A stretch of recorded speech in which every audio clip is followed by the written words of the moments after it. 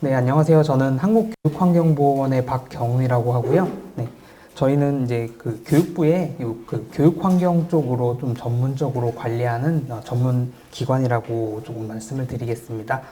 어, 먼저 저도 이렇게 금요일 과학터치 강연을 맡게 됐는데 이렇게 또 늦은 시간까지 강연을 듣고 관심을 많이 가져주시는 분들이 계시는 부분에서 굉장히 놀라웠습니다. 그래서 앞으로도 이런 부분 많이 제가 좀 참여할 수 있으면은 이렇게 참여할 수 있는 기회가 있었으면 좋겠다라고 생각이 들었고요.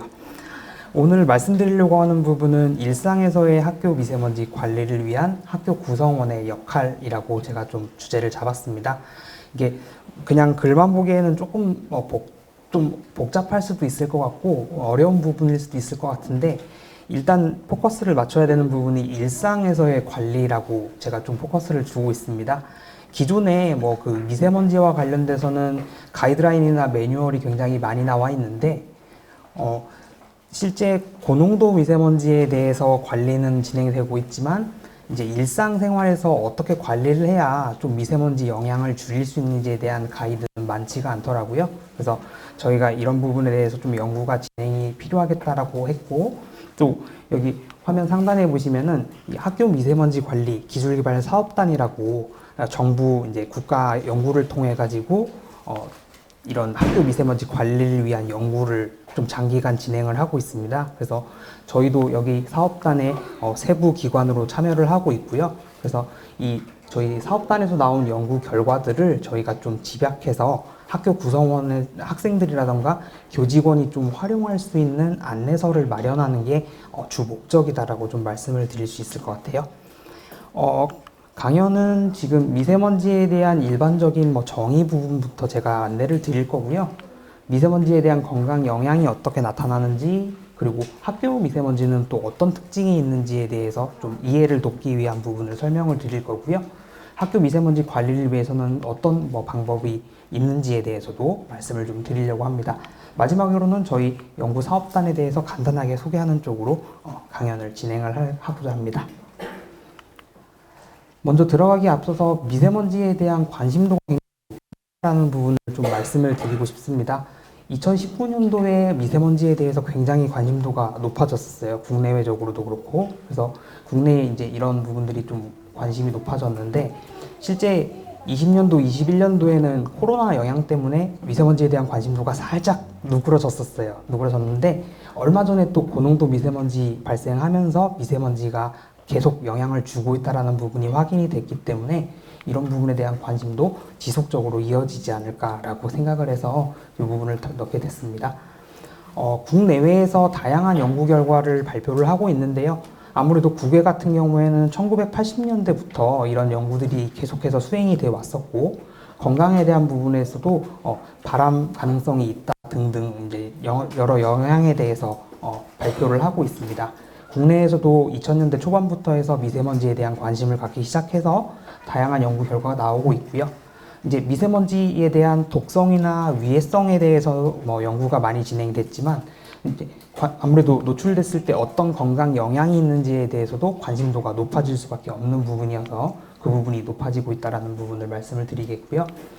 다만 미세먼지가 안 좋다라는 부분에 대해서 인식은 하고 있는데 실제 얼마나 안 좋고 또 어떤 영향이 나타나는지에 대해서는 잘 모르는 부분들이 있어서 그 부분을 조금 더 쉽게 알려드리고자 저희가 안내서를 마련한다. 그 부분이 주 목적이다라고 볼 수 있습니다. 제가 사진 자료를 준비하긴 했는데 저는 그렇게 했었어요. 실제 이렇게 미세먼지는 아니겠지만 흙먼지가 발생했을 때 실제 학생들이 어떠한 조치가 이루어질 때까지 기다리면서 노출을 맞이하는 것이 아니고 직접 실제 문제를 해결할 수 있게끔 지원하겠다라는 부분을 좀 표현하고자 사진을 넣었는데 그런 부분이 잘 반영이 됐는지는 좀 확실하지가 않습니다. 그래서 그 부분에 대해서 좀 설명을 이어서 드리겠습니다. 네. 그래서 미세먼지에 대한 정의를 간단하게 설명을 좀 드리고자 하는데요. 미세먼지는 아무래도 다양한 모양 그리고 크기도 다양하고 안에 구성 성분도 다양한 걸 많이 알려져 있습니다. 또한 눈에 보이지 않는 크기의 매우 작은 먼지들이 많이 있다라는 부분도 볼 수 있고요. 그림에 보시는 것처럼 이 전체적인 머리카락 크기 정도라고 본다면은 미세먼지와 초미세먼지 그리고 이제 더 작은 단위의 극초미세먼지는 정말 작은 크기를 갖는다라고 볼 수 있기 때문에 아무래도 상대적으로 미세먼지가 어느 정도 크기다라는 것을 좀 확인하실 수 있을 것 같고요. 이제 보시는 것처럼 이제 미세먼지, 초미세먼지, 극초미세먼지인데 아마 앞에 이 PM10과 PM2.5는 많이 봐오셨을 거예요. 저희가 일반적으로 농도 확인할 때도 이 두 개로 구분해서 보고 있는데 PM10 같은 경우에는 이제 크기를 마이크로미터라고 해서 일반적인 미터 크기의 10의 마이너스 6승 정도의 크기, 매우 작은 크기로 보고 있는데 그 미세먼지가 10 마이크로미터 이하인 경우에 PM10으로 보고 있고 2.5 마이크로미터 이하일 때 PM2.5로 보고 있습니다. 그래서 이렇게 크기별로 구분하고 있다는 점 참고해 주셨으면 좋을 것 같고요. 실제 이런 미세먼지에 대해서는 어떻게 측정을 하느냐, 이제 그런 대기 환경이라던가 아니면 실내 공기질에 대해서 공정 시험 방법이라고 해서 규정을 두고 운영을 하고 있어요. 그래서 실제 이제 필터에다가 이런 미세먼지를 포집을 해서 무게를 재서 얼마나 중량이 나가는지를 측정하는 중량 방법이 하나가 있을 거고, 또 배타선이라고 해가지고 방사선을 노출시켰을 때 얼마나 흡수되는지를 따져봐서 그 양으로 미세먼지 농도가 어느 정도 다른지를 보는 두 가지의 시험 방법이 있습니다. 최근에는 뭐 광산란 방법이라고 해서 그 미세먼지 입자에다가 빛을 직접적으로 조사를 했을 때 빛이 입자에 부딪혀서 얼마나 산란되는지 퍼져나가는지를 봐서 숫자라던가 아니면 크기라던가 이런 부분들을 좀 확인할 수 있는 방법도 적용하고 있습니다. 그리고 입자상 물질과 가스상 물질은 제가 뒤에서 설명을 드리긴 할 텐데 아무래도 미세먼지가 입자상 물질로 알고 계실 텐데 입자상 물질도 굉장히 다양한 물질들로 다양한 분류로 구성이 되어 있어요. 그래서 그 부분은 뒤에서 조금 더 설명을 한번 드리겠습니다. 아무래도 좀 구분이 어려운 게 황사는 뭐고 미세먼지는 뭐고 이거를 좀 구분하는 게 어려울 수 있을 것 같아요. 뭐 이렇게 두 개를 제가 정의랑 발생원 그리고 구성 성분으로 구분해서 이렇게 표로 제시를 했는데요. 쉽게 말씀드리자면 황사 같은 경우에는 중국이나 몽골의 사막 그리고 또 이런 건조지대에서 발생하는 흑먼지가 바람에 타고서 대륙 간, 국가 간 이동하는 부분이라고 볼 수 있을 것 같아요. 그리고 미세먼지는 이런 뭐 자동차 배기가스라던가 아니면 공장 등의 연소 반응에 따라서 주로 발생을 하는데 미세먼지라는 것 자체가 크기로 구분을 하다 보니까 아무래도 황사가 넘어오면서 그런 무거운 물질들은 가라앉고 작은 크기의 입자들은 이제 공기 중에 부유한 형태로 국가를 넘어와서 뭐 중국에서 우리나라로 미세먼지 영향이 있다라는 부분도 있지 않습니까? 그래서 그런 부분들로 좀 볼 수 있다. 그래서 황사와 미세먼지는 이런 정도의 차이가 있다라는 부분 확인을 하실 수 있을 것 같습니다. 그러면 미세먼지는 어떻게 발생하는지에 대해서 좀 말씀을 드리려고 하는데요. 미세먼지는 아무래도 발생 경로별로 조금 구분을 할 수 있고 발생 형태별로 구분을 할 수 있을 것 같습니다. 이제 흙먼지라던가 아니면은 뭐 식물 꽃가루 등에서 직접적으로 발생하는 자연적 발생이 있을 수 있고요. 또는 이제 화석연료를 좀 사용하는 과정에서 매연이라던가 아니면 배기가스 또는 건설 현장에서 발생하는 먼지 그리고 이런 소각장에서 발생하는 연기 등 이렇게 인위적으로 발생하는 경우가 있다는 부분 구분을 할 수 있을 것 같고요. 1차적으로 굴뚝같이 이런 발생원에서 직접적으로 발생하는 경우가 1차적 발생이라고 말씀을 드릴 수 있고 이런 1차적으로 발생한 물질들이 공기 중에 다른 물질과 화학 반응을 통해서 2차적으로 발생하는 경우도 있어서 이렇게 발생 형태가 다양하게 나타날 수 있다는 점 안내를 좀 드리겠습니다. 그래서 앞에서 잠깐 말씀드렸었는데 입자상 물질이라고 해도 굉장히 이렇게 보시는 것처럼 다양한 분류를 할 수가 있어요.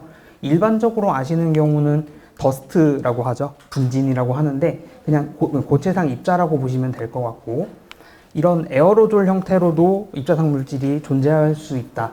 이제 뭐 고체나 액체가 좀 같이 분산되어 있는 형태로 존재하는 것을 에어로졸이라고 설명을 하고 있고 또는 이런 연소 과정에서 증기 물질이 좀 응축해서 연기 형태로 존재하는 것을 휴미라고도 얘기를 합니다. 뭐 이제 용접이나 이런 거 진행을 했을 때 아마 연기가 나오고 하는 부분들이 있거든요. 그게 이제 용접 휴무 같은 게 발생한다라고 보시면 될 것 같고요.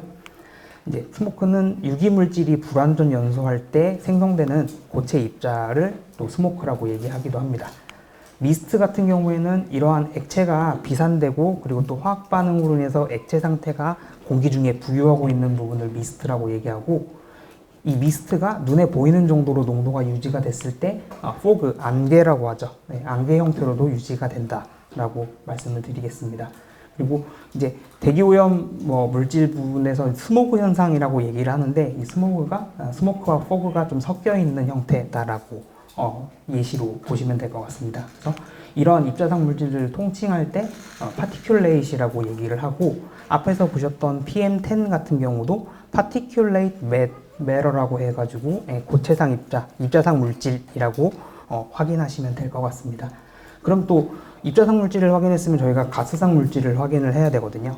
가스상 물질이란 것은 일반적인 온도와 압력 하에서 일정한 공간을 점유하고 있는 기체 형태의 물질이다라고 보시면 될 것 같아요. 상온에서는 고농도로 존재를 하더라도 응집되거나 하는 현상은 보이지 않습니다. 하지만 압력이 높아진다거나 온도가 떨어지는 경우에 성상 변화를 통해서 액체가 되거나 고체가 되는 경우가 나타날 수 있고요. 공기 중에서는 주로 퍼져나가는 확산하려는 성질을 갖는다라고 보시면 될 것 같아요. 조금 헷갈릴 수 있는 게 증기 상태는 어떤 거냐라고 볼 수 있는데, 증기는 이제 일반적인 온도와 압력 하에서 고체나 액체로 존재하는 물질이 이렇게 압력이 떨어진다거나 아니면 온도가 상승했을 때 기체 상태로 변화해서 존재하는 형태라고 볼 수 있습니다. 고농도에서 응집돼서 기체상과 액체상이 동시에 존재하는데, 이렇게 그런 증기가 있는 상태에서 손에 묻는 액체들이 많이 있을 수 있잖아요. 그런 부분이 액체상과 기체상이 동시에 존재한다라는 부분의 근거라고 볼 수 있을 것 같습니다. 그래서 실제 이런 대기 환경이나 공기질을 어떻게 관리하고 있는지에 대해서 좀 말씀을 드리려고 하는데요. 보시는 게 국내 기준이에요. 대기 환경 기준이고, 실외의 공기질에 대해서는 이렇게 24시간 기준과 연간 평균 기준을 두고서 운영을 하고 있는데, 실제 중국보다는 조금 더 강하게 적용을 하고 있고, 일본과는 거의 유사한 수준으로 관리가 되고 있다. 그래서 상대적으로 이제 타 국가에 비해서 미세먼지 대기 환경 기준은 상당히 강한 기준을 적용하고 있다라는 부분 보시면 될 것 같아요. 밑에 보시는 거는 저희가 실내 공기질 관리 기준인데, 국내에서는 교육부와 환경부 그리고 고용노동부에서 이렇게 세 가지 규정을 두고 운영을 하고 있습니다.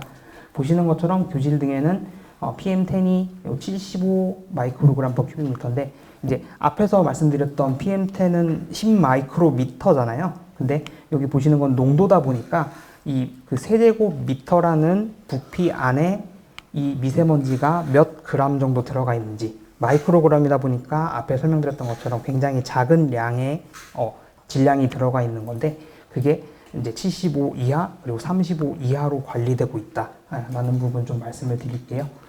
여기 보시는 거는 미국의 EPA라고 이제 환경청에서 이제 운영을 하고 있는 프로그램인데, 실제 우리나라도 에어코리아 같은 데 들어가면은 색깔별로 구분해서 좋음, 보통, 나쁨, 매우 나쁨 구분을 하고 있잖아요. 여기서는 이제 이런 깃발 색깔을 통해서 실제 이 정도 농도가 유지됐을 때는 학교에다가 이 깃발을 걸어 놓는다거나 하는 식으로 학생들이 좀 알 수 있게끔 제공한다는 프로그램이 있어서 제가 한번 참고 삼아 가지고 온 자료입니다. 그리고 이 부분은 조금 제가 말씀드리려고 하는 부분인데, 이게 보시게 되면은 1월 1일부터 12월 31일까지 실외의 농도를 측정한 값이에요. 근데 겨울철에 보시면은 농도가, 여기가 이제 PM10의 기준치라고 보실 수 있는데, 기준치에 거의 근접하거나 초과되는 농도들도 나타나는데, 여름철에 측정된 경우에는 농도가 굉장히 낮은 상태로 유지되는 걸 보실 수 있어요. 이게 월별, 일별로 구분했을 때도 있지만 시간대별로도 봤을 때 농도가 높은 시간대가 있을 수 있고 낮은 시간대가 있을 수 있어요.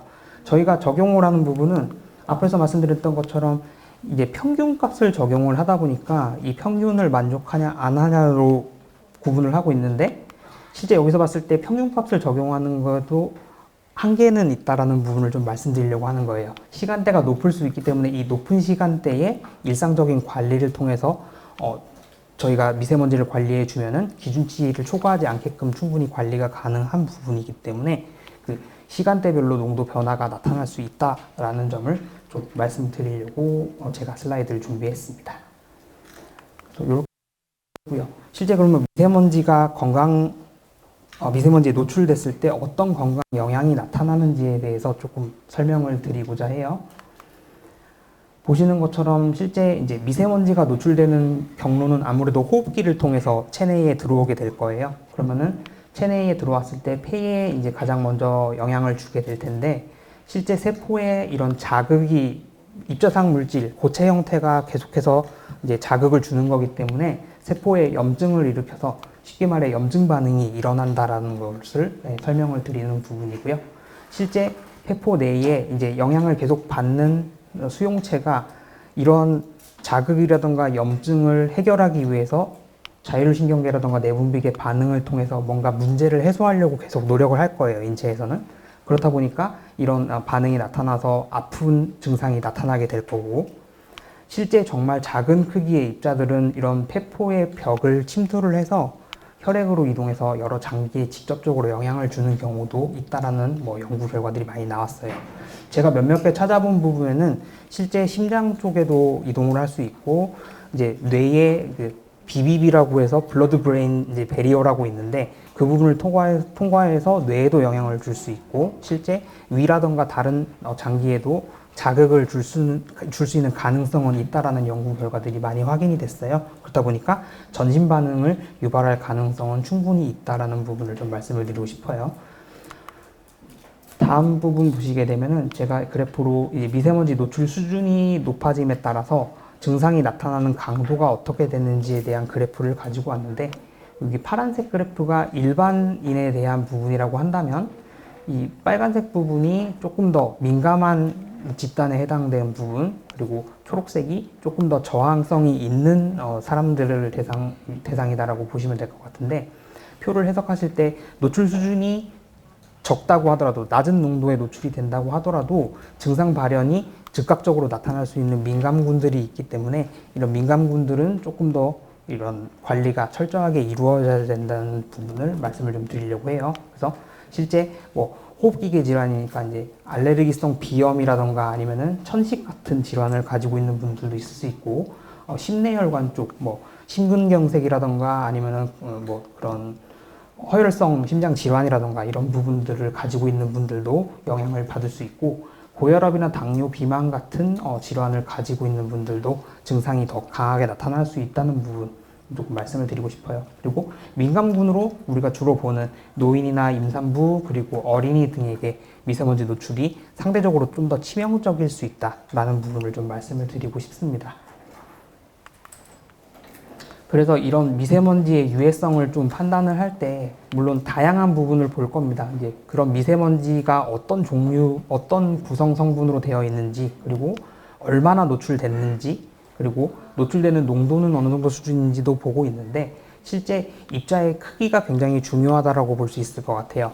앞에서 말씀드린 것처럼 PM2.5 같은 경우에는 굉장히 작은 크기를 갖기 때문에 호흡기를 통해서 들어와서 충분히 폐포 끝까지 도달할 수 있는 정도의 크기거든요. 그렇다 보니까 그런 크기를 좀 검토하는 것이 굉장히 중요하다라는 부분 말씀을 드리고 싶고요.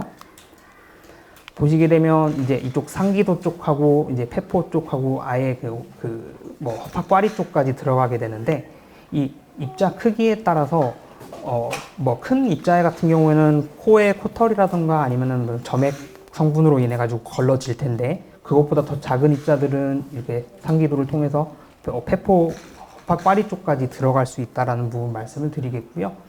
이 흡입성 분진, 흉곽성 분진, 호흡성 분진이라고 구분을 하는데, 이게 크기별로 구분되는 건데, 호흡성 분진이 제일 끝단까지도 들어갈 수 있는 크기인데 보통 4마이크로미터 정도 크기라고 얘기를 하고 있어요.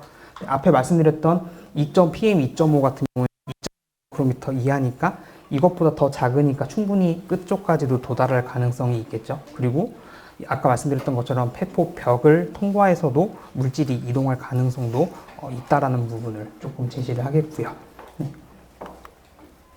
그래서 전신적으로 봤을 때 정말 다양한 기관에 이런 영향 가능성이 있고 싶어요.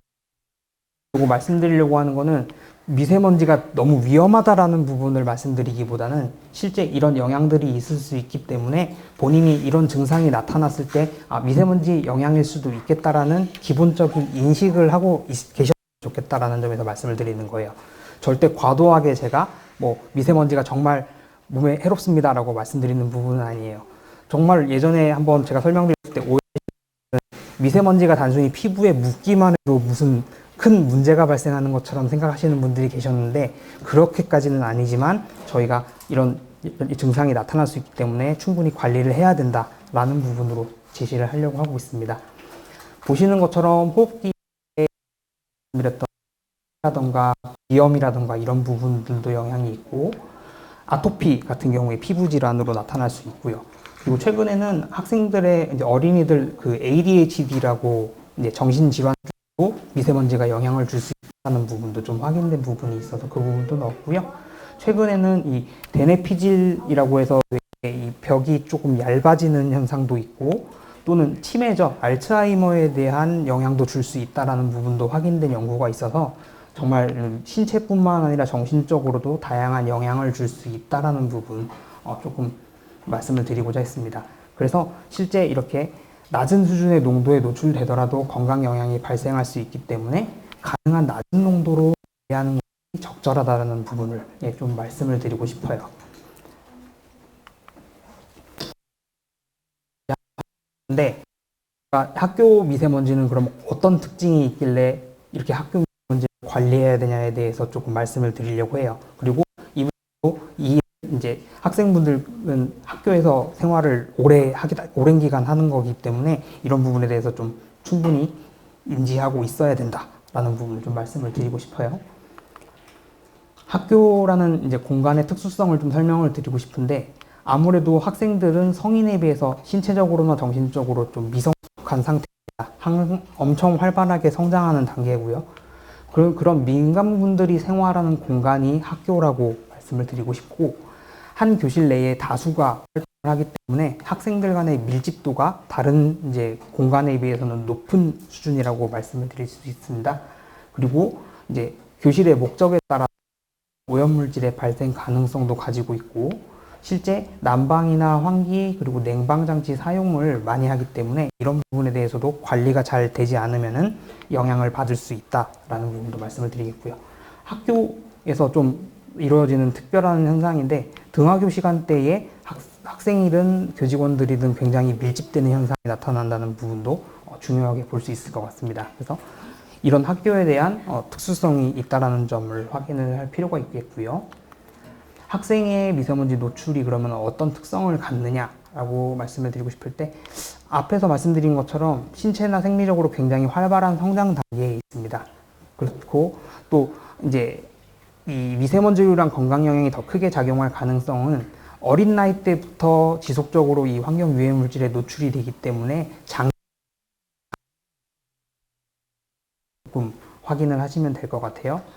오른쪽에 보시는 표는 이 어린이 연령에 따라서 이 장기간 호흡률이 어떻게 나타나는지를 체중으로 좀 보정을 한 부분인데 실제 보시게 되면은 나이가 어릴수록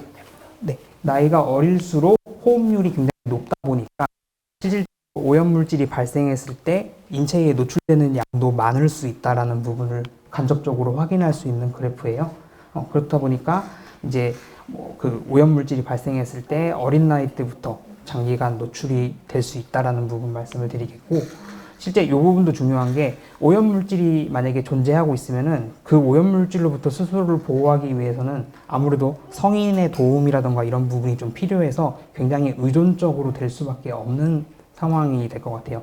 앞에서 말씀드렸던 것처럼 노출은 계속 이루어지고 있는데 학생들이 직접적으로 조치를 취하지 못하면 누군가의 도움을 필요로 해야 되고 그럼 그 도움을 받을 때까지는 계속해서 노출되는 부분이기 때문에 그런 부분에 대해서도 좀 특성이 있을 수 있다라는 부분을 말씀을 드리고 싶어요. 네. 그래서 실제 이제 학교 실외와 그리고 실내의 농도가 어떻게 영향을 주는지에 대해서도 확인이 좀 필요할 것 같은데 앞에서 말씀드렸던 이 PM10과 PM2.5 그리고 PM1에 대해서 저희 구분을 해뒀어요. 그리고 여기 이제 각 조건마다 주었습니다. 공기청정기를 가동하는 경우에 각 이제 그 구분한 미세먼지가 어떻게 변화를 하는지, 그리고 창문을 열었을 때 또는 활동이 있었을 때 이런 것들에 대해서 영향을 이제 확인하는 부분인데, PM10 같은 경우에는 뭐 청정기를 가동했을 때 약간의 영향을 받는데 PM1은 아예 영향을 받지 않는다. 또는 창문을 개방했을 때 PM10은 외기에서 많이 외부에서 들어오게 되는데 PM1은 그렇게 많이 뭐 영향을 받지는 않는다. 이런 부분들로 제가 이제 소개를 하는 부분인데, PM2.5는 PM10의 특성도 어느 정도 가지고 있고 PM1의 특성도 어느 정도 가지고 있다 보니까 실제 크기별로 농도가 어떻게 나타나는지를 확인하고, 그럼 그 높게 나타나는 농도 범위대를 어떻게 관리하는지를 확인하는 것이 중요하다는 점을 좀 말씀드리려고 제가 이 표를 준비를 했어요. 오른쪽에 보시는 이 계산식 같은 경우에는 실외와 실내의 농도를 비교하는데 굉장히 많이 사용되는 식이에요. 그래서 실제 이제 실외의 미세먼지 농도와 실내의 미세먼지 농도의 비율을 확인을 해서, 실제 이제 실외의 농도가 더 높은 경우에는 실외의 미세먼지가 실내로 유입될 수 있다라는 부분, 그리고 실내의 농도가 더 높으면 외부의 영향보다는 오히려 내부의 미세먼지가 발생할 수 있는 가능성이 더 높다라는 부분이 있을 수 있어서, 이렇게 간접적으로 좀 그런 발생원이 외부에 있냐 내부에 있냐를 더 확인할 수 있는 방법이다 라는 부분을 좀 말씀을 드릴 수 있을 것 같고요. 그래서 저희 사업단에서 실제 그러면은 학생들이 미세먼지에 어떻게 노출되고 노출됐을 때 실제 그런 질환들과 관계성이 있는지를 좀 확인하기 위한 연구를 진행을 했습니다. 그래서 가방에다가 저희가 이제 다양한 센서를 설치하고 통신까지 이제 되는 기능을 탑재를 해서 실제 농도 변화가 어떻게 일어나는지를 확인을 했어요. 그래서 이제 이 면역 지표라고 할 수 있는 부분이 얼마나 감소하는지, 그리고 실제 호흡량이 어느 정도 감소를 하는지를 확인을 했는데, 실제 미세먼지에 노출됐을 때 이런 염증을 유발할 가능성이, 면역 지표가 떨어지다 보니까 염증을 유발할 가능성이 높아지고 폐 기능이 저하되는 수준의 영향을 충분히 미칠 가능성이 있다라는 부분이 확인이 됐기 때문에 미세먼지가 건강상 영향을 주는 부분은 조금 더 이제 명확한 근거를 저희가 얻을 수 있었다라는 부분 말씀을 좀 드리고 싶고요. 실제 저희가 이제 이런 인과관계를 보기 위해서는 얼마나 노출되는지, 그리고 어느 정도 수준으로 노출되는지 두 개를 비교를 하는 게 중요한데, 체류 시간으로 봤을 때는 아무래도 집 다음으로 학교에서 많이 생활한다라는 부분을 확인을 했습니다. 근데 노출 수준으로 봤을 때는 아무래도 뭐 실외가 가장 이제 농도가 많이 노출이 될 수 있는 부분이고, 학원과 학교 집 순서로 나타났는데 상대적으로 학교가 노출되는 농도 수준은 높지는 않다라는 부분을 좀 말씀을 드리려고 해요. 실제 뒤에서도 설명드리겠지만 실내 또는 실외의 대기질 관리를 위해서 법적으로도 제도를 두고 운영하기 때문에 그런 부분에 있어서 이제 좀 확인할 수 있게끔 제가 제시를 한 부분이고요. 학교 미세먼지를 확인하기 위해서는 내부와 외부의 발생원을 조금 이제 아셔야 되는 부분이 있어요. 외부에서 발생하는 부분은 이제 잘 아시겠지만 도로에서의 자동차 배기가스라던가 아니면 산업시설에서 공장에서 뭐 배출되는 경우, 그리고 인근 공사장에서 건축 행위를 하면서 발생하는 비산먼지, 그리고 이러한 대기오염물질 배출 시설에서 발생하는 경우 등이 있을 수 있고요. 내부에서는 아무래도 교실 내의 표면에 이런 먼지들이 침착되어 있다가 어떠한 활동에 의해서 다시 재비산되는 경우가 많을 겁니다. 학습 도구가 될 수도 있고요.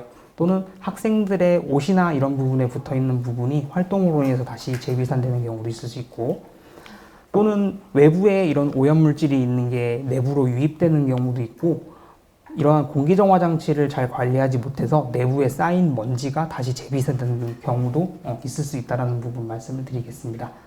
그리고 오른쪽에 보시는 거는 교실의 목적별로 제가 구분을 좀 해뒀는데, 뭐 일반적인 교실, 그리고 특수교실에서는 뭐 실험실이라던가 음악실, 미술실, 실습실 같은 경우, 그리고 체육관이나 도서실, 복도, 계단, 화장실 같은 공용시설까지도 구분을 했는데, 실제 그 교실별로 어떤 특성이 있고 어떤 오염물질들이 발생할 수 있고, 뭐 외부의 영향이 있을 수 있는지, 내부에서 주로 발생하는지, 그리고 뭐 건축 자재의 종류에 따라서 어떻게 발생하는지에 대해서도 안내를 하고 있기 때문에 이제 그 관리 안내서를 통해서 이런 정보들을 좀 확인할 수 있다라는 점 말씀을 좀 드리겠고요.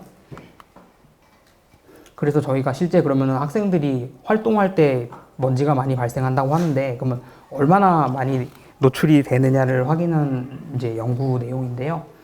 아무래도 등하굣길에서 실외에 노출된 상태에서 또 계속해서 동작이 이어지다 보니까 이런 가장 높은 농도에 노출되는 것으로 확인이 됐고, 보시면 1학년 남학생, 여학생, 2학년 남학생, 여학생을 구분해서 했는데 아무래도 2학년 남학생, 중학교 학생인데 2학년 남학생들이 활동 강도가 굉장히 높다 보니까 미세먼지에 노출되는 노출량도 상대적으로 높은 부분을 확인했다. 네, 그런 부분에 대한 연구 결과를 좀 말씀드리는 부분입니다. 그래서 실제 저희가 이제 학교 교실 내라던가 아니면 교실 외에 미세먼지를 포함한 실내 공기질을 어떻게 관리하고 있느냐를 좀 말씀을 드리려고 하는데, 학교 실내 공기질 관리는 학교보건법에 따라서 관리를 하고 있습니다. 보시는 것처럼 이런 학교 시설에서의 환경위생을 이제 관리하게끔 규정을 하고 있는데요. 교실 내의 공기질 위생 점검을 상하반기에 각각 1회 이상 실시하도록 규정을 하고 있고, 또 학교 교실에 공기를 정화하는 설비나 미세먼지를 측정하는 기기를 설치하도록 규정을 하고 있습니다. 그래서 이 법에 따라서 운영하고 있는 제도가 학교 환경위생 및 식품위생관리 제도를 운영을 하고 있는데, 보시는 것처럼 실내 공기질 외에도 뭐 상하수도라던가 화장실, 먹는 물, 체육장 이런 다양한 부분들에 대해서 관리는 하고 있어요. 그리고 실내 공기질에 대해서도 굉장히 다양한 항목들에 대해서 관리를 하고 있다.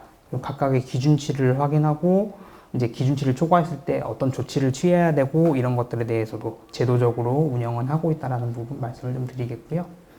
그래서 실제 저희가 이렇게 학교 공기질이 잘 관리가 되고 있는지를 조금 연구를 확인해 본 부분이에요.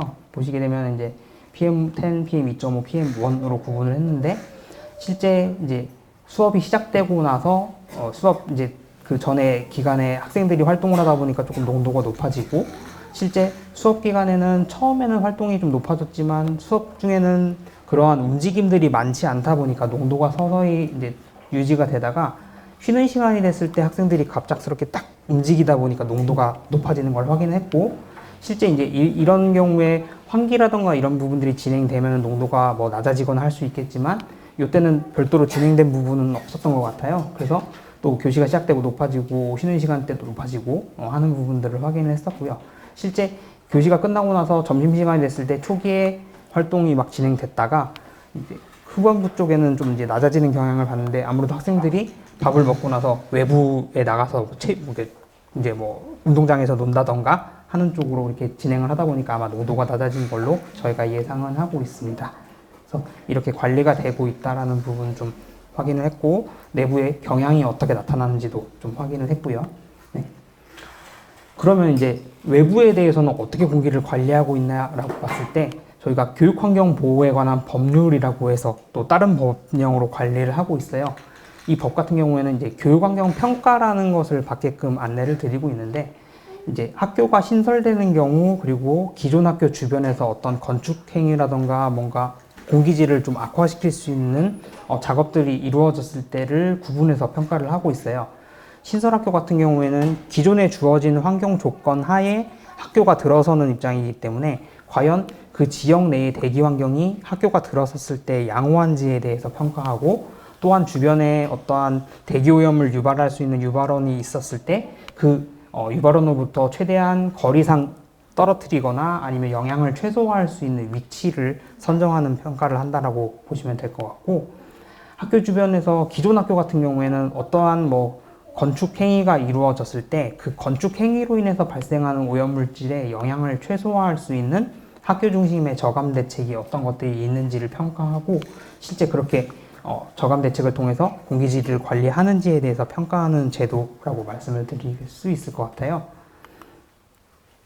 미국 사례를 간단히 확인한 부분인데, 실제 학교 입지에 따라서 이제 시설들을 좀 구분을 하고 있고, 시설들이 어떤 시설임에 따라서 거리상 구분을 좀 두고 있어요. 그래서 예를 들어서 주요 도로는 500피트 이내에 위치하지 않게끔 규정을 한다던가, 아니면 이러한 뭐 물질들을 다루는 도로에서는 거리를 좀 더 길게 두고 관리를 한다던가 이런 식으로 관리를 하고 있어서, 저희는 이제 앞에 말씀드렸던 교육환경 보호에 관한 법률에서는 학교 경계로부터 200m를 교육환경 보호구역이라고 관리를 하고 있어요. 그래서 그 지형, 그 200m 내에 어떠한 이런 건설공사나 이런 것들이 이루어졌을 때 평가를 해서 영향을 최소화할 수 있게끔 진행을 하고 있다.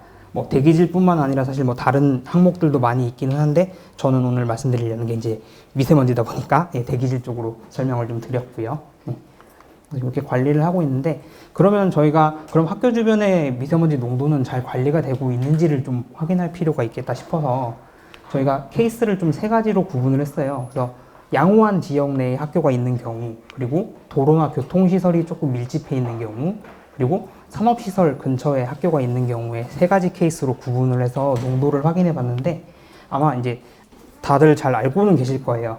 실제 계절별로 봤을 때는 여기가 1학기 3월부터 6월, 그리고 2학기 9월부터 11월, 12월 초순까지 될 텐데 그 학기 중에 농도가 높게 나타나는 것을 확인을 했었고, 시간대별로 봤을 때는 일과 시간이 진행될 때 주 운영 시간대 8시부터 보통 17시까지로 봤는데 그 정도 시간대에 미세먼지 농도가 높게 나타나는 것을 확인했습니다. 그래서 이제 일일 전체를 관리하는 것도 중요하지만 학생들이 뭐 수업을 듣거나 하는 일과 시간대에 좀 중점적으로 관리할 필요가 있겠다라는 부분도 저희가 연구 결과로 좀 제시를 하고 있습니다. 이 부분 같은 경우에는 이제 기존 학교 같은 경우에는 사실 학교가 다 지어져 있는 상황이다 보니까 별도의 어떤 이제 저감 조치를 취하기 위해서는 따로 이렇게 그런 공기정화 장치라든가 이런 부분을 설치를 하고 관리를 할 수 있게끔 해야 되는데 저희 사업단에서는 신축 학교에 대해서는 처음부터 공조 설비를 갖추어서 실제 에너지는 적게 들이고 효율은 높게 나타날 수 있게끔 이런 중앙 공조 시스템 또는 개별 공조 시스템을 좀 적용하겠다라는 부분으로 연구를 진행을 했어요.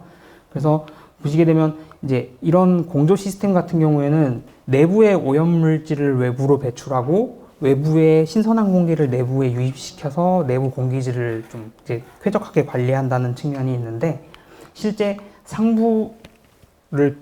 상층을 통해서 신선한 공기를 유입시키고 하부를 통해서 이러한 오염물질들을 제어하는 방법을 통해서 미세먼지가 만약에 고농도로 발생했을 때 그 미세먼지를 안전한 수준의 농도로 낮추는 시간대를 최소화할 수 있는 방안까지 좀 검토를 해서 연구를 추진하고 있고, 실제 저희가 이렇게 좀 테스트 베드 비슷하게 해서 교실과 동일한 형태로 이렇게 구성을 해가지고 공기질이 잘 관리가 되는지도 계속해서 확인을 하고 있습니다. 다음 보시는 거는 이제 말씀드린 것처럼 상부에서 뭔가 그 공기를 공급해주고 하부에서 그런 배기를 진행함으로 인해서 보시게 되면 이제 이게 수평 기류가 있을 수 있고 수직 기류가 있을 수 있는데요. 수평 기류가 있게 되면은 공기 중에 부유하고 있는 미세먼지가 수평으로 이동하면서 노출 시간이 길어질 수 있다는 부분이 있는데, 수직 기류를 형성하게 되면 아무래도 조금 더 노출되는 시간이 줄어들고 빨리 오염물질을 좀 제거할 수 있다는 부분에서 연구를 진행한 부분입니다. 이 부분은 미세먼지도 해당이 되겠지만 실제 이제 코로나 같이 바이러스 같은 경우도 수평 기류가 형성되면 내부의 바이러스가 계속해서 이동할 텐데 수직 기류로 해서 최소한 노출 시간을 좀 최소화하는 쪽으로 방안을 적용했다는 부분에서 좀 부가적인 효과도 저희가 얻을 수 있었다라는 부분을 설명을 드리고 싶습니다. 그래서 일단 제가 좀 급하게 설명을 드리다 보니까 학교 미세먼지에 대해서 좀 어느 정도 이제 정보를 말씀을 드리긴 했는데요. 실제 그러면은 이 관리를 위해서 학교에서는 어떤 방법을 활용할 수 있는지에 대해서 좀 설명을 드리고자 해요. 먼저 보시게 되면 이제 관리 전략부터 아무래도 세워야 된다고 생각을 합니다. 이런 관리는 사전에 좀 예방하는 부분부터 사후에 이런 것들을 관리해주는 부분까지로 볼 수 있다고 보는데, 실질적으로 학교에서 학생들이 할 수 있는 부분은 일상적인 학교 공기질 관련 점검을 실시하고 이런 즉각적인 조치를 취할 수 있도록 하는 게 좀 할 수 있는 역할이다라고 말씀을 드리려고 해요. 실제 가장 제일 중요한 건 학생들의 건강 상태를 파악하고 그에 따른 조치를 취하는 게 가장 우선시 되어야 합니다. 이 건강 상태 파악 이후에 조금 볼 수 있는 게 환기라든가 이런 청소 상태 수준을 좀 확인할 수 있을 것 같고요. 그 외에 뭐 교실의 목적에 따른 오염물질 발생을 확인하고 교육 보조 장비나 자료에 대해서도 뭔가 좀 미세먼지가 발생할 가능성들이 있거든요. 예를 들자면 이제 그런 목공 작업 같은 실습을 하는 경우에 목분진 같은 경우도 발생할 수 있고, 또 이제 유치원 같은 경우에 이제 놀이 치료 같은 거 진행하면서 모래놀이 같은 거 하는 경우도 있더라고요. 근데 모래놀이 같은 경우에도 직접적으로 노출될 수 있기 때문에 그런 부분도 고려는 해야 된다. 라는 부분들, 이런 것들이 좀 포함이 될 것 같고요. 실제 일상에서 쉽게 좀 관리할 수 있는 부분 외에 전문적인 지원이 필요하다고 하면 저희가 전문적 지원을 받을 수 있게끔 비상연락 체계도 좀 구축을 하는 쪽으로 하고 있습니다. 이게 저희가 안내서에 다 이제 수록되어 있는 부분이고, 이걸 학교에서 학생들이 좀 활용할 수 있게끔, 교직원분들이 활용할 수 있게끔 진행을 하는 부분이고요. 이런 것을 토대로 해서 전체적인 좀 기본 관리 계획을 수립할 수 있게끔 지원하고자 한다라는 부분 말씀을 드리겠고요. 이 미세먼지에 대해서 아무래도 학생들이 직접적으로 노출받는 수용체일 겁니다.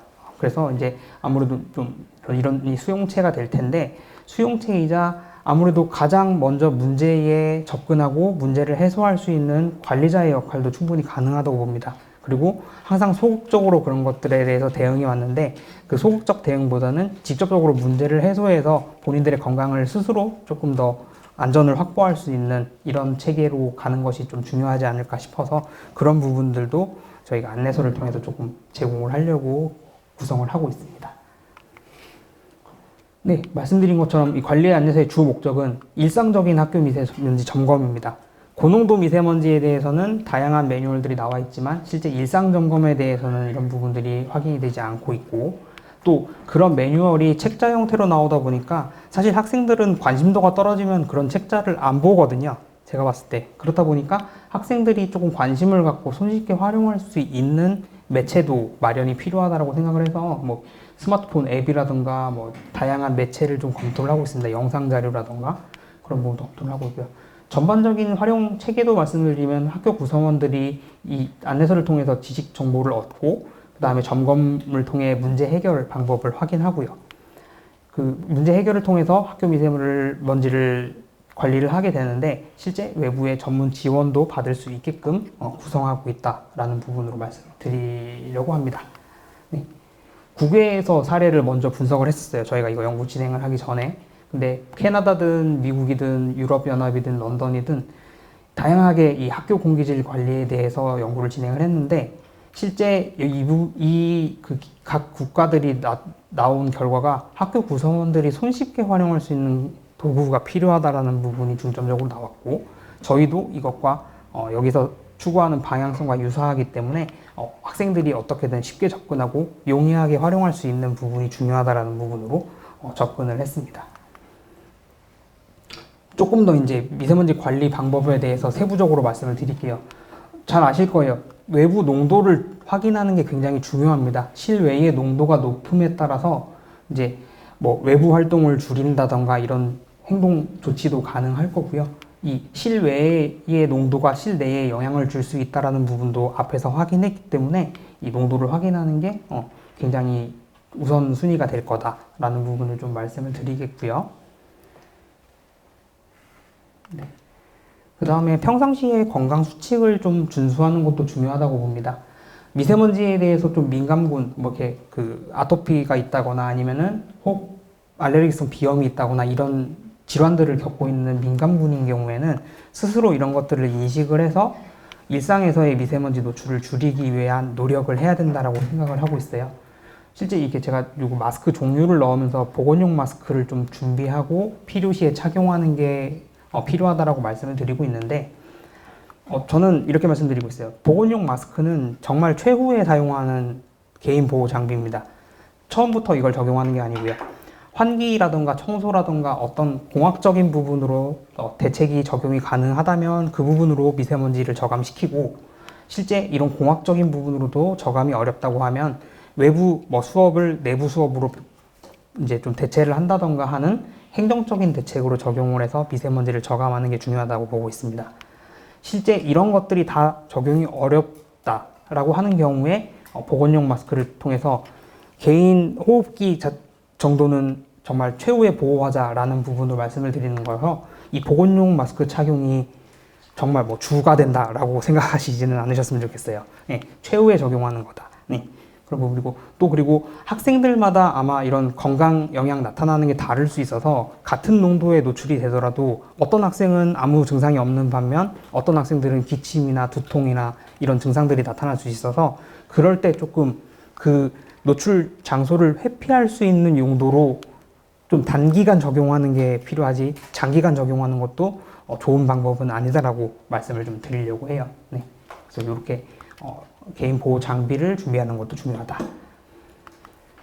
그 외에 뭐 다양한 방법이 있겠죠. 야외 활동을 좀 조절해서 외부 노출을 줄인다던가 아니면 손 씻기나 양치질 같은 개인 위생 관리를 철저히 하는 부분도 중요할 것 같고요.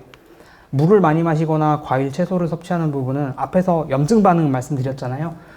아무래도 이런 비타민 같은 이제 섭취를 해가지고서 면역력을 좀 높이는 부분도 중요할 것 같아요. 그렇게 면역력을 높여서 미세먼지가 노출됐을 때 영향을 좀 최소화할 수 있게끔. 네. 그리고 대기오염물질 배출 줄이기라고 말씀을 드렸는데 뒤에서 마저 설명드리긴 할 텐데 이런 입자상 물질을 제어하는 방법이 약 3가지 정도로 제가 말씀을 드릴 수 있을 것 같은데 애초부터 이 오염물질을 만들지 않는 것, 발생하지 않게끔 하는 것, 그리고 오염물질이 발생했다고 하면 그 오염물질을 어떻게든 물리적으로 제거하는 방법, 그리고 만약에 그것도 어렵다고 한다면은 그 내부의 공기를 아까 환기 전략 말씀드렸잖아요. 예, 내부에 오염된 공기를 외부로 배출시키고 외부에 그런 신선한 공기를 내부에 유입시켜서 공기를 좀 희석시키는 형태로 조치를 취할 수 있는 방법도 있다. 근데 그 중에 오염물질을 애초부터 만들지 않는 부분으로 보시면 될 것 같아요. 그래서 이게 사실 학생들이 하기에는 쉽지 않은데 저는 학생들한테 그렇게 말씀을 드리고 있어요. 이것도 뒤에서 말씀드릴 건데 외부에서 뭐 운동장에서 체육 활동을 한다거나 이런 활동을 하고 나서 옷에 묻거나 신발에 묻은 먼지들이 많을 거예요. 그런 부분들을 밖에서 다 털고 내부에 들어오게 되면은 내부로 오염물질을 유입시키지 않는 부분이기 때문에 충분히 이런 저감 효과가 있을 수 있거든요. 그리고 이제 어른분들에 해당되는 부분이긴 한데요. 차량 같은 경우에 개인 차량 이용하게 되면 배기가스 때문에 문제가 되잖아요. 네, 그런 부분들 좀 대중교통 이용해서 줄인다거나 하는 그런 이제 활동들인데 학생들은 앞에 말씀드렸던 것처럼 그 정도가 되지 않을까 좀 생각을 하고 있습니다. 그리고 주기적인 환기인데 앞에 말씀드렸던 것처럼 이런 내부의 공기를 배출하고 외부에 신선한 공기를 공급해서 내부 공기를 좀 희석시키는 형태인데 창문 개폐를 이용해 가지고 자연적으로 환기를 실시하는 방법이 있을 거고 이런 공기정화 장치 환기 설비를 이용해서 기계적으로 공기를 순환시키는 환기 방법이 있을 겁니다. 보시는 것처럼 공기정화 장치는 이제 실내 공간에 이런 오염물질을 없애거나 줄이는 장치라고 보시면 될 것 같은데 되게 종류별로도 다양하게끔 구성이 돼 있어요. 그렇다 보니까 이제 각각의 뭐 효율이 다를 수도 있고 현장에 따라서 어떤 게 적용 가능하기 때문에 적용을 하라라고 말씀은 드리고 있어요. 그런데 실제 이렇게 적용을 할 때 이러한 유지관리 기준이라던가 관리 주기를 두고서 운영을 하고 있는데 이 관리 주기 같은 경우에는 최소한 이 정도 기준은 지켜줘야 쾌적하고 좀 안전한 공기질 관리가 유지된다라는 부분을 말씀을 드리고 있어요. 그러다 보니까 필터는 1개월마다 청소를 하고 세부 성능에 대해서는 3개월, 6개월 이런 식으로 저희가 안내는 하고 있어요. 근데 실제 학교에서 이런 것들이 관리는 안 됩니다. 관리 주체가 누군지도 사실 잘 그게 안 서고 있고요. 네. 그래서 이런 부분들을 가능하면 이 정도는 최소한 지켜주시는 게 중요하다라는 부분을 좀 인식시키고 싶어요. 그리고 학생분들도 이거를 아시게 되면은 예를 들어서 담임 선생님한테 이거 관리가 되고 있나요? 뭐 그렇게 직접적으로 얘기는 못 하겠지만 그런 부분들로 해서 이제 교직원분들이 조금 경각심을 가질 수 있게끔 그렇게 하는 부분도 좀 필요하다는 의미에서 제가 슬라이드를 준비를 했습니다. 그리고 중요한 게 아무래도 창문을 통한 환기를 안 하게 되면은 내부에 이산화탄소 농도가 높아질 우려도 있어요. 이산화탄소 농도가 높아지는 것도 학생들 교육 효과가 떨어진다는 연구 결과도 많았거든요. 그렇다 보니까 그리고 이산화탄소 농도가 높아지면은 그런 건강 증상도 나타나기 때문에 이런 것들을 좀 연계해서 검토할 필요도 있겠다라는 부분 말씀을 드리겠고 공기정화 장치 같은 경우에 강하게 틀게 되면 소음이 조금 발생을 합니다. 근데 소음 영향도 있을 수 있어서 제가 이제 학교 가끔씩 뭐 점검이라기보다는 한 번씩 확인을 하고 나가면은 소음 때문에 학생들 그 수업하는데 방해가 된다고 수업 시간에는 안 틀고 쉬는 시간에 틀고 이런 식으로 진행을 하고 계세요. 그렇다 보니까 이제 실제 노출되는 시간대에 뭔가 제어가 돼야 된다거나 하는 부분들이 조금 한계가 있는 부분도 있어서 그런 부분도 좀 장기적으로는 연구가 필요하다. 소음을 최소화하고 공기 정화 능력은 최대화할 수 있는 정도의 연구도 검토가 필요하다는 부분 말씀을 좀 드리고자 합니다. 또 이제 청소를 말씀드릴 수 있을 것 같아요. 앞에서 말씀드렸던 그 제어 방법 중에 하나인 오염 물질을 직접적으로 제거하는 방법인데 굉장히 효과적일 수 있죠. 이렇게 다양한 방법으로 진행을 할 수 있고, 유럽연합에서의 가이드라인에서는 하루에 한 번 이상 교실을 매일 청소하는 것이 중요하고, 복도나 계단은 일주일에 3번, 그리고 교실과 탁자를 매일 물걸레로 청소하는 것이 아무래도 그 공기질 관리를 좀 하는 데 있어서 효과를 볼 수 있다라고 제시를 하고 있는데, 글쎄요, 청소를 학생들이 하는 것도 한계가 있을 것 같은데 이게 관리가 잘 되고 있을지는 조금 미지수긴 합니다, 저도. 예, 그래서 이런 공기질뿐만 아니라 환경위생을 관리할 수 있는 좀 주체적인 역할을 교직원분들이나 아니면 뭐 교육청에서도 좀 해주셔야 되는 게 아닌가, 그런 부분도 제가 장기적으로는 좀 검토를 하고 있습니다. 그래서 이제 앞에서 막 설명을 드렸는데 실제 뭐 이런 방법들은 있다라고 하는데 어떻게 대응해야 되는지가 명확하지 않으면 사실 좀 적용하기가 어렵잖아요. 예. 그러다 보니까 학생들의 대응 방법, 그리고 뒤에는 이제 교직원들의 대응 방법에 대해서 제가 좀 제시를 하고 있는데, 학생 같은 경우에는 아무래도 개인 건강 상태 점검, 아까 말씀드렸던 것처럼 그게 우선시 되어야 됩니다. 그리고 이제 고학년들은 좀 가능할 것 같아요. 교실 내의 위생이라던가 환기 부분에 대해서 좀 검토할 수 있게끔. 그래서 외부 농도도 고려를 해서 창문을 수시로 개방해서 환기를 한다거나, 아니면은 외부 농도가 나쁘면은 뭐 공기청정기나 기계식 환기 설비를 가동시키는 정도. 근데 이 뭐 공기청정기는 사실 간단하게 버튼 눌러서 틀 수 있겠지만 기계식 환기 설비를 학생분들이 이제 쉽게 알기는 어려우시잖아요. 그래서 이런 부분들을 좀 이제 담임 교사분들이나 이렇게 좀 도움을 받을 수 있게끔 요청을 하는 부분도 중요하다고 보고 있고요. 그리고 실제 청소에 대해서 본인 책상이라던가 이런 부분들은 한 번씩 청소하는 것도 굉장히 중요하다고 봐요. 그래서 이런 부분도 좀 확인이 필요할 것 같고, 뭔가 건강상의 이상이 있다라고 느껴지는 경우에는 즉각적으로 선생님께 알려서 건강 좀 조치를 취할 수 있게끔. 실제 이제 가장 좋은 방법은 저는 그렇게 생각해요. 만약에 증상이 발생했다고 하면 그 공간 내에 농도에 노출돼서 영향이 나타나는 거기 때문에 공간을 회피하는 게 가장 좋은 방법이긴 하거든요, 우선적으로는. 네. 그렇다 보니까 이렇게 조치를 바로 받을 수 있게끔 선생님께 안내하는 것이 중요하다라는 부분으로 저희가 제시를 하고 있고요. 교직원 같은 경우에는 학생 건강 상태 점검 우선하는 건 당연하고요. 본인의 건강 상태도 확인을 하고, 교실 내의 환기나 위생뿐만 아니라 교육 보조 장비나 자료, 그리고 교실 목적에 따른 관리 등 조금 좀 확대된 관리 체계까지 관리할 수 있게끔 저희가 전략을 좀 구성을 하고 있습니다. 그래서 이러한 앞에 학생들이 조치를 취할 수 있는 부분들도 포함을 하되, 뭔가 이런 외부에서 유입될 수 있는 가능성에 대해서도 검토를 하고, 바닥이나 창문 틀 같은 경우에서 이제 외부에서 들어오는 침기 현상이라든가 이런 부분 때문에 미세먼지가 들어올 가능성도 있거든요. 그래서 이런 공기정화 장치에 대해서도 관리를 해주고, 뭔가 이렇게 좀 학생들에 대한 교육도 실시하는 것이 중요하다. 그러니까 실제 환경교육을 통해서 어떤 오염 원인이라든가 영향이 있기 때문에 이런 부분들을 관리를 해야 되고, 실제 대비를 할 수 있게끔 지도를 하고, 또 아까 제가 잠깐 말씀드렸죠. 야외 활동 후에 외투를 턴다던가 신발을 털고 실내화를 착용하는 등 이런 생활화할 수 있는 부분들을 지도해 주는 것도 중요하다고 보고 있습니다. 저도 사실 학생 때 실내화 착용하는 거 되게 귀찮아서 그냥 실내화 신고 집에 가고 막 신발 신고 돌아다니고 이랬거든요. 근데 지금 제가 생각해 보면은 그때 제가 학교 미세먼지를 굉장히 악화시켰구나. 네, 그 생각은 들어요. 근데 이런 부분들이 굉장히 중요하기 때문에 교육이 필요하다는 부분 좀 말씀을 드리겠고요. 그리고 실제 이제 교실 목적별로, 그리고 환기는 실시했을 때 어떤 환기 전략을 진행을 했을 때 발생할 수 있는 문제점에 대해서 저희가 예시로 일단 제시를 하고 있어요. 그래서 각 문제점에 따라서 어떤 부분들을 점검하고 어떤 부분에 문제가 있을 수 있으니까 해결할 수 있는 부분들에 대해서 방안을 제시를 해서 좀 전반적인 부분, 그러니까 전반적인 전략이라고는 하지만 조금 더 세밀화된 전략을 확인할 수 있게끔 하는 부분도 제시를 하고 있습니다. 그리고 또 시공간적 특성을 말씀을 좀 드려야 될 것 같은데요. 실제 학교 미세먼지의 발생이 뭐 특별한 패턴이 있는지 아니면 어떤 한정된 공간 내에서만 주로 발생을 하는지 그리고 개인 공간에서 발생을 하는지에 따라서 어떤 부분의 점검이 필요하다는 부분을 제시를 하고 있고요.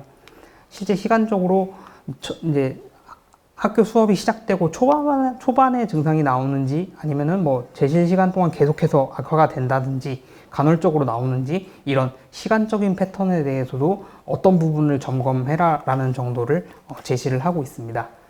그리고 보시는 것처럼 일반 교실, 특수 교실, 체육관 및 강당을 구분을 해서 실제 일반 교실에서는 어떤 부분에 조건이 있을 수 있다. 그 조건에서는 어떤 해결 방안을 적용해라 라는 정도로 제시를 하고 있어요. 그래서 뭐 보시는 것처럼 일반 교실 같은 경우에는 공기청정기의 관리라던가 아니면 뭐 내부에 이런 창문 틈새가 벌어짐에 따라서 발생할 수 있는 문제점, 그리고 특수교실은 뭐 가사 실습실에 조리 시 발생하는 것들, 뭐 과학실에서 실험 시에 발생하는 것들, 이런 것들에 대해서도 제시를 하고 있고, 체육관 및 강당은 아무래도 교실보다는 조금 관리가 어려울 수 있고, 또 대공간이다 보니까 이런 그런 환기 설비라던가 이런 부분에 대한 효과가 좀 떨어질 수도 있어서 그런 부분들은 어떻게 관리해야 되는지를 조금 더 세밀하게 제시하고 있는 부분입니다. 네, 그래서 거의 이제 마무리 부분인데요. 저희가 지금 계속 연구가 진행되고 있습니다. 2019년도부터 한 4년, 5년 정도 진행을 하고 있는데, 저희가 나온 연구 내용을 토대로 해서 손쉽게 활용할 수 있는 안내서 마련하는 것들, 그리고 미세먼지에 대한 인식을 높여서 적극적으로 대응할 수 있게끔 지원하는 역할을 하겠다라는 목적을 가지고 하고 있고요. 다양한 매체를 이용하는데 저는 이제 생각했던 게 아무래도 그런 걸 많이 말씀을 드렸어요. 요새 이제 메타버스도 활용을 많이 할 거고, 또 이제 정부 방침에서 디지털 트윈이라 그래서 실제 가상현실에서 체험할 수 있는 것들도 많이 활용을 하는 부분이 있고, 또 이제 아무래도 학생분들 스마트폰 게임 많이 하시잖아요. 근데 단순히 게임으로 적용하는 것도 이제 게이미피케이션이라고 해가지고 게임 방식을 적용해서 교육 효과를 나타낼 수 있는 방법도 있다 보니까 그렇게 좀 관심도를 높일 수 있는 방법으로 접근할 필요가 있지 않을까라고 추가적으로 검토를 하고 있습니다. 그래서 그렇게 접근이 좀 용이하도록 하는 방안 마련을 해서 저희 연구 결과를 좀 활용하겠다라고 말씀을 드리겠고요. 기대 효과는 사실 뭐 너무 당연한 내용입니다. 미세먼지 노출을 줄여서 질병 치료 및 관리를 위한 의료 비용이 줄어드는 부분, 그리고 이런 뭐 인력, 시간 등 자원이 좀 절감될 수 있다. 그리고 삶의 질적으로 향상될 수 있다. 학생 때부터 노출을 최소화해서 건강을 좀 관리해 줄 수 있는 부분, 그리고 실제 이제 저는 약간 그렇게 생각합니다. 우리나라가 굉장히 이런 학교 교실 관리 잘하고 있거든요.